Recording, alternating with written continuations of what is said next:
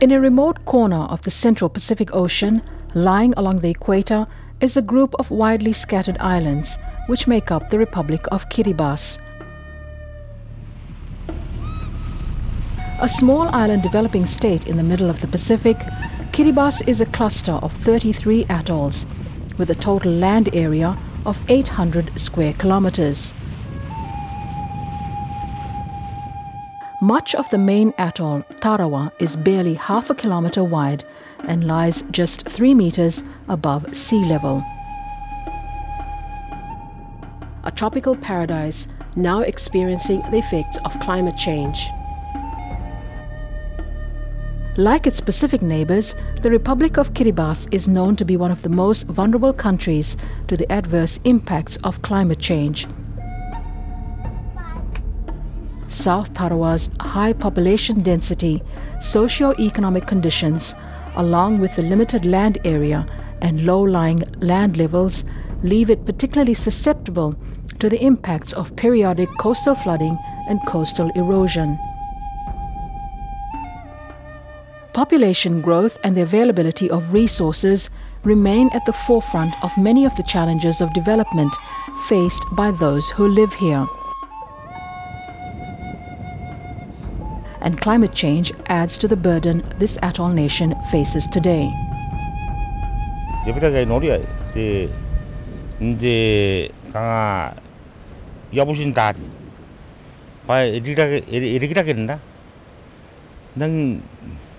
Dia tasa, di cino, batera. Orang aja kan semua nanda. Saya masih semua rota kiai. Di, karena di mana tu ada, ya kan di jabusin tarian. Maka karena setiap kali ya tari itu masih kan saya warung maka jadi orang kora-kora. Jabusin nara tak boleh.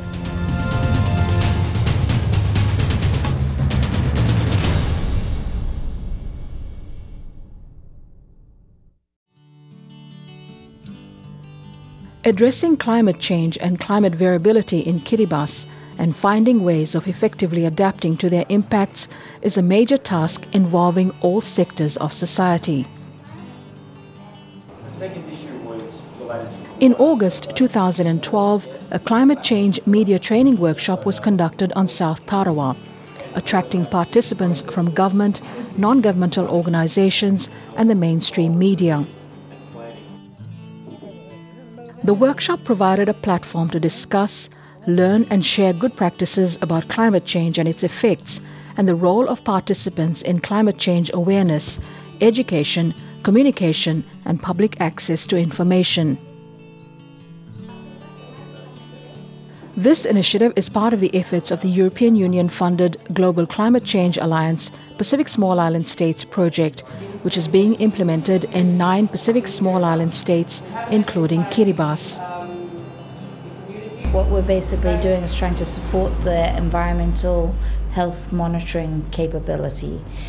They've got some good people who are able to do the testing, but it's a least developed country here. They're simply not able to afford the reagents, the chemicals on a regular basis, or the transport to go out and collect all the information about where the mosquitoes are breeding and where the water is contaminated. And then it's another step as well to communicate that to the communities. So by the end of the next couple of years that our project's being implemented over, we're really hoping that that starts to be seen. These atolls are the home of over 100,000 Kiribati people. The capital, South Tarawa, has a population density of around 3,200 people per square kilometer, and the population is still growing. This is one of the highest population densities in the world. According to the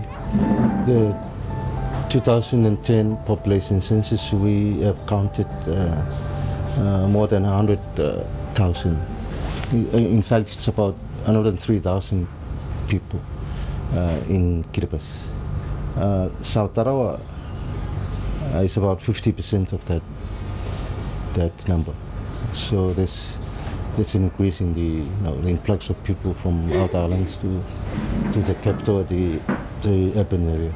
The issues of population pressure, population density, overcrowding all correlate with poor health outcomes and vulnerability to climate change in Kiribati. As you're aware, some of the very densely populated areas of South Tarawa Atoll here, like Bairiki and Beso, have among the worst health indicators in the country, and it's no accident that these particular subsectors of the population are also those most vulnerable to climate-sensitive health risks like diarrheal disease, for example. Kiribati's population is growing quickly and is expected to double by 2025. The population growth rate is 2.2% per annum. Rapid urban population growth in South Tarawa has put enormous pressure on the environment and led to significant public health issues. With climate change, the challenges for Kiribati are exacerbated. From our estimate, I think we should have now, I think the population of the urban area should have exceeded the total population of the rural island, the rural area. So I think there are now more than 50% staying in the urban area than the rural area. But when it comes to climate change, the concern is that issues like sea level rise, loss of land and livelihoods, population displacement, compromised food security and fisheries will cause populations or subsectors of the population to move, potentially relocate, and perhaps exacerbate this problem of urbanisation and overcrowding in areas like South Tarawa. So we see climate change as being an additional driver or forcer of determinants of health or health risk, and the primary area of concern is going to be areas like South Tarawa. With the changing weather patterns aggravating public health problems in Tarawa, the incidence of diarrheal disease, malnutrition and vector-borne disease such as dengue fever is likely to rise as a result of increased temperatures and changes in rainfall. Infant mortality from diarrheal diseases in Kiribati is also one of the highest in the Pacific. The challenges are we have a highest population growth, fast growing population, and also we have a very young population. So if you put that together, you expect that there will be a high child under 5 mortality rate, and also we'll have a lot of problems in pregnancy because there's a lot of deliveries going on, considering the fact that the population growth is very high. Here in Kiribati, the key climate-sensitive health risks that were identified as part of the 2-year project that I mentioned were vector-borne diseases, that is, diseases spread by primarily mosquitoes, which here in Kiribati refers mainly to dengue fever. Waterborne diseases, diseases related to contamination of water or scarcity of water that mainly lead to diarrheal disease. Foodborne diseases, similarly, carry a risk of diarrheal illness, and issues related to disease surveillance, because climate change for the most part will act more as a multiplier or amplifier of current health issues rather than bringing new issues. So in that sense, surveillance or monitoring for disease activity is one of the most important adaptation measures that a country, including Kiribati, can do in the context of climate change. The thing that we need to work at in Kiribati is for people to have a common mind, a common goal to ensure that water is critical. Many villagers have little or no understanding of climate change, but they say they know they are witnessing higher seas, as well as stronger and less predictable winds and more intense heat. Villagers with seawater lapping at their feet have been forced to abandon their homes, sometimes more than once.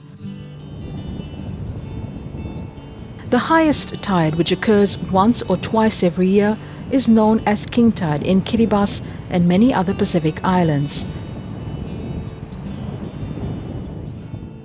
In Tarawa, many homes are flooded during king tides, and locals are forced to take things into their own hands.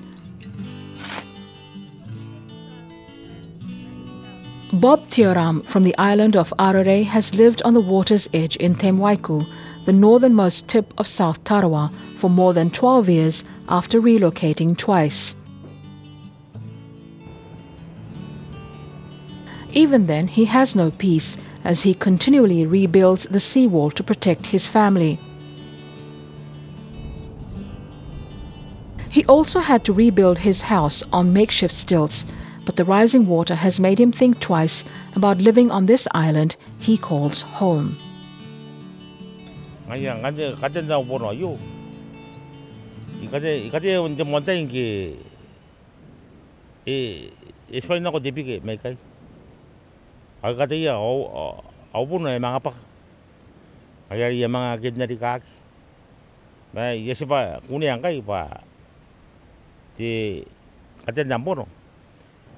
Are anane woloi de koro ke datira angke ampono ne menariki inano amda kanga am nanon nampono nga nanon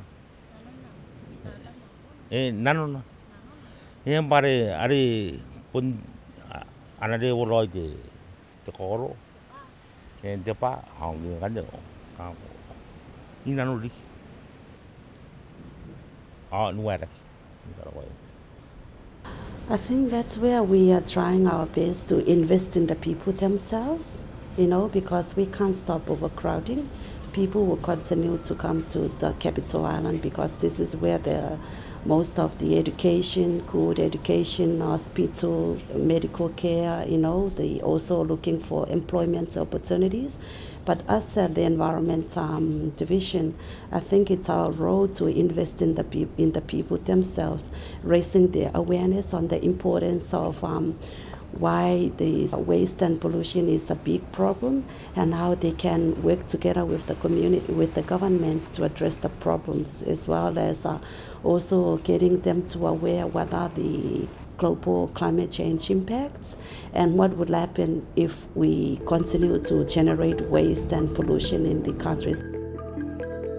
Activities are underway to address overcrowding in urban areas and associated public health and environmental problems. With the Kiribati adaptation program into its third phase, with priority being given to activities in the areas of freshwater supply and coastal protection. For us, it's to continually engage the communities, raise their awareness, as well as getting them to involve in the various programs that we are doing at the governmental level, with a hope that when they participate, they will also realize that there are things that they need not to do, and there are things that they may do to assist to improve their livelihoods, the health of the environment they are living in. Kiribati is at the front line of climate change. Unless action is taken at the local and global level, the future of Kiribati is at stake.